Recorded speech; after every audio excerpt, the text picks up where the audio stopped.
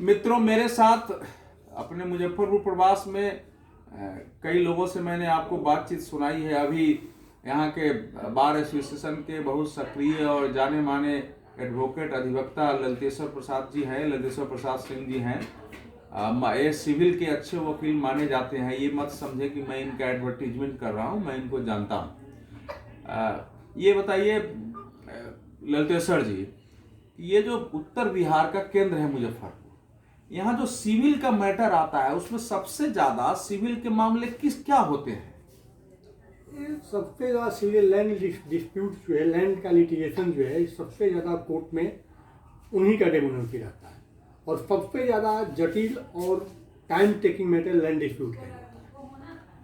नहीं, land dispute किस प्रकार का होता है? जैसे आपस में बंटवारा हो गया, उसमें समस्या हो सकती है, या किसी के पुराने लैंड है जो उसके नाम से नहीं हुआ, उससे हो सकता है। किसी ने रजिस्ट्री करा ली, फिर उसको दूसरे से मान लीजिए ने करा लिया, ऐसे झंझट होते हैं। मतलब अभी जो है सब उसमें क्या है उसका कैरेक्टर? उसका कैरेक्टर ये है कि अब ये डिफरेंट जिला वाइज जो है उसका कैरेक्टर बदल जाता है।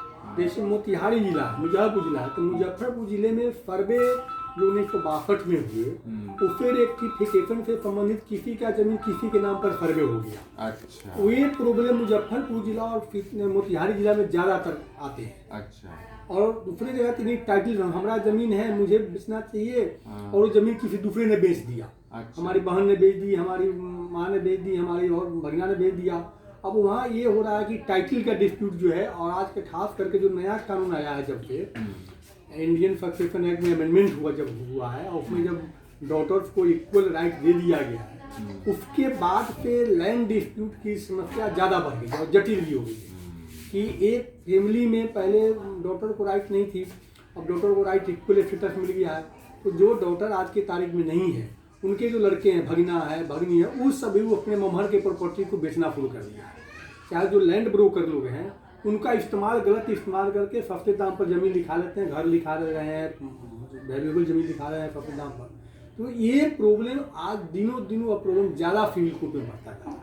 ये मित्रों, ललितेश्वर जी बहुत महत्वपूर्ण बात कर रहे हैं। ये देश स्तर की समस्या है। सुप्रीम कोर्ट ने जब से निर्णय दे दिया था कि भाई हिंदू उत्तराधिकार जो कानून है उसके तहत जो है बच्चियों को भी, जो बेटियां हैं, उनको भी प्रॉपर्टी में उनका हक मिलेगा। उसके बाद उस कानून में संशोधन हो गए हैं, और वो इस समय सबसे बड़ा डिस्प्यूट का कारण जैसे देश में है, वो ऐसे यहाँ भी हुआ है। इनका कहना है कि सबसे ज्यादा सिविल मैटर उसमें आ रहे हैं, क्योंकि उनके परिवार के जो लोग हैं वो उनको लोग बजा के बताते हैं कि आपके यहाँ इतनी यहाँ प्रॉपर्टी है, इसको बेचो, आपको इतना पैसा मिलेगा। वो तैयार हो जा रहे हैं, और ये घर घर में समस्या हो रही है। तो ललितेश्वर जी, ये जो डिस्प्यूट है, तो मान लीजिए किसी के घर में हो जाता है, तो उसको क्या करना चाहिए अपने बचाव के लिए?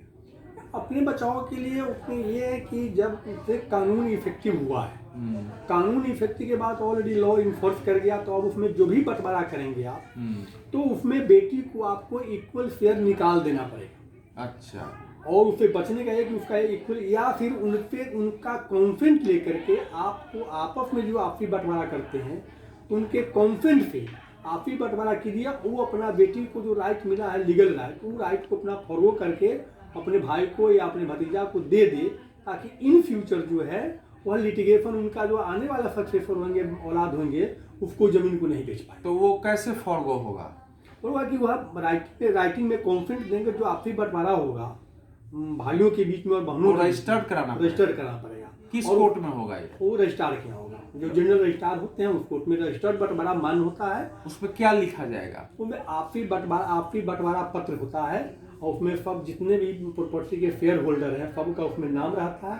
सब कोई अपना अपना दस्तखत करते हैं, कौन जमीन, किसको जमीन कितना मिला, उसमें बजाबता ड्राफ्ट होता है। और उसमें यदि बहन भी पार्टी है, तो बहन उसमें लिख देती है कि मेरा इतना हिस्से की जमीन है जो हम अपने भाइयों को देता हूँ, और उसमें साइन कर देंगे, रजिस्ट्रार उसको रजिस्ट्री कर देंगे, और एक तरह से डीड बन गया, रजिस्टर्ड डीड हो जाता है। वह डीड कभी उसको आने वाले, जो बहन की जो आने वाले औलाद होंगे, उस डीड को चैलेंज नहीं।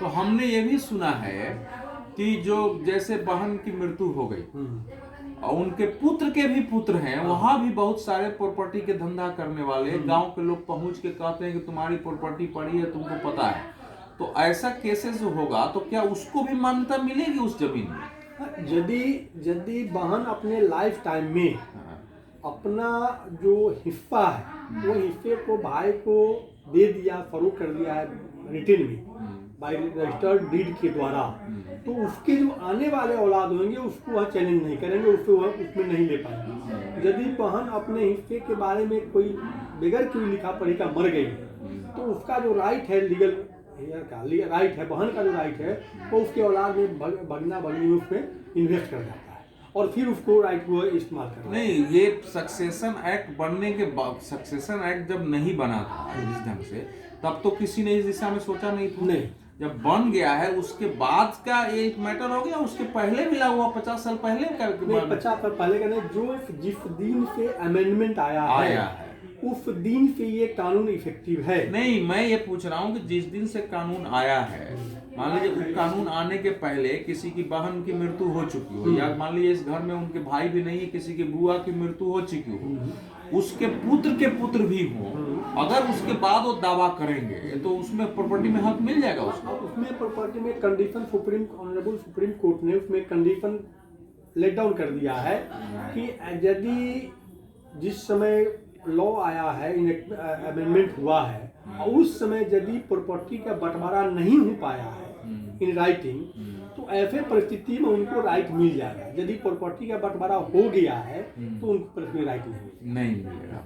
बंटवारा हो गया तो ज्यादातर बहुत ऐसे परिवार होते हैं जहाँ बंटवारा नहीं मिलेगा। लिटिगेशन का कारण भी वही है, लिटिगेशन का कारण। और बंटवारा का मतलब लीगल रजिस्टर्ड बंटवारा होना चाहिए। तो आप अब एक वकील से बाहर निकल के अंतिम सवाल आपसे पूछता हूँ, एक सामाजिक व्यक्ति के नाते, आपको लगता है कि ये जो कानून है ये समाज के हित में है या समाज के विरुद्ध, ये परिवार समाज को तोड़ने वाला है? जहाँ तक मेरा अपना परसेप्शन है और जो लॉ का विजन है, जो इनेक्टमेंट लॉ बना है उसका विजन यही है कि समाज का एक बहुत बड़ा हिस्सा अपने अधिकार से वंचित रह जाता था। जैसे कि महिला की बात है, तो अभी तक जब तक कानून नहीं आया था हमारे पूरे इंडियन सोसाइटी में ही एकमात्र महिला ही ऐसी थी कि जिसको कहीं कोई राइट नहीं था, ना ससुराल में राइट था ना मैके में राइट था, और बिल्कुल राइटलेस आदमी बनकर रह रही थी, इस्तेमाल हो रही थी। तो ये राइट मिल जाने से उनको एक सिटीजनशिप होने का गर्व महसूस हो रहा है और सिक्योरिटी भी उनका बढ़ गया है।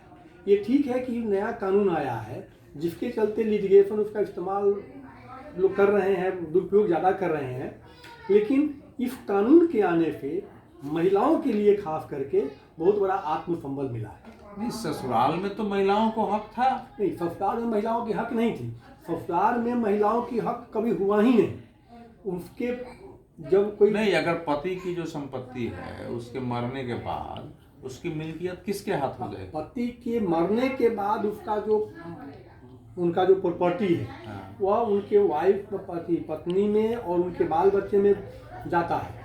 लेकिन जब तक पति जीवित हैं, तो एक महिला जो अपनी यहाँ के मैके से वहाँ गई है तो उसको अपने ससुराल में के किसी भी प्रॉपर्टी में, तो इस कानून में ससुराल में भी राइट दिया नहीं, इस कानून ससुराल में उसको मैके में राइट मिला है। अच्छा, ससुराल में नहीं दिया। ससुराल में राइट। ये तो कानून का दोष है। एक लैचेज ऑफ कानून है, लैक ऑफ लॉ है, लैक ऑफ लॉ है, इसमें संशोधन होना चाहिए। एक संशोधन होना चाहिए कि एक मैटर यहाँ यह भी है कि आखिर एक आदमी को राइट कहीं एक ही जगह मिलेगा। अच्छा, तो या तो उसको मैके में मिलेगा, ससुराल मिलेगा। तो जब बच्ची ससुराल में चली जाए तो ये लॉ यदि आता है कि शादी होने के साथ ही उसको ससुराल की प्रॉपर्टी में राइट अवेल कर गया तो ठीक है, और नहीं तो वह जहाँ बर्थ ली है, जहाँ जन्म ली है, वहाँ उसको उस प्रॉपर्टी में राइट मिलेगा। दोनों में से कहीं एक ही राइट मिलना चाहिए। दोनों जगह राइट मिलने से फिर इसका दुरुपयोग बढ़ेगा। बहुत बहुत धन्यवाद, आपने बहुत अच्छी जानकारी दी और समाज के लिए, देश के लिए बहुत ही रोचक और काम की चीजें थी। धन्यवाद।